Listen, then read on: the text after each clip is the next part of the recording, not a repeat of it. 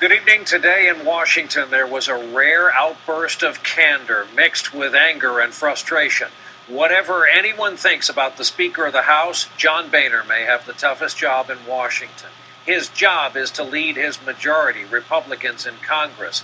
His problem has been the rise of the Tea Party faction, the newly arrived and highly motivated members who do not go along or get along with the wishes of the leadership.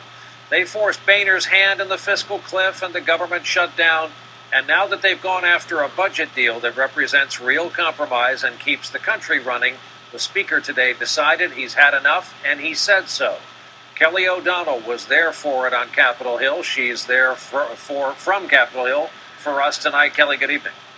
Good evening, Brian. And the House has just done something we haven't seen in a long while, overwhelmingly passing a budget deal crafted by both Democrats and Republicans intended to end the crises-to-crises atmosphere we've been living with. Now, managing his own Republican membership has been tough, but made harder by the influence of outside groups that instantly criticized this deal before it was announced. Today at his final news conference of the year, House Speaker John Boehner took the lid off his long simmering frustrations aimed at conservative political groups. Are you enjoying this moment, being able to speak up and speak your mind in a way that we haven't seen as much? You know, there just comes to a point when some people step over the line. You know, when you criticize something and you have no idea what you're criticizing, it undermines your credibility. While Boehner owes his speakership to the Tea Party victories that put Republicans in charge 3 years ago, he doesn't share their political DNA.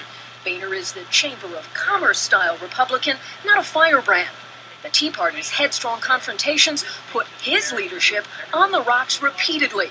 But now he has a message for the conservative groups who demanded the government shutdown strategy to stop the health care law. The day before the government reopened, one of the people at one of these groups stood up and said, well, we never really thought it would work. Are you kidding me? The fallout was swift. Those conservative groups who opposed today's budget deal are unbound. I think we're representing the voices of the American people that are not being represented by their officials in Congress. Kansas Republican Tim Huelskamp is Tea Party through and through and says Boehner is not conservative enough. I have difficulties trusting anybody in Washington that is dismissive of the American people. The conservative rift over tonight's budget compromise includes prominent GOP senators with their own political futures to consider. Florida's Marco Rubio. Why, as a conservative, do you believe this isn't a deal you can back? It's not just as a conservative. I think it's an American.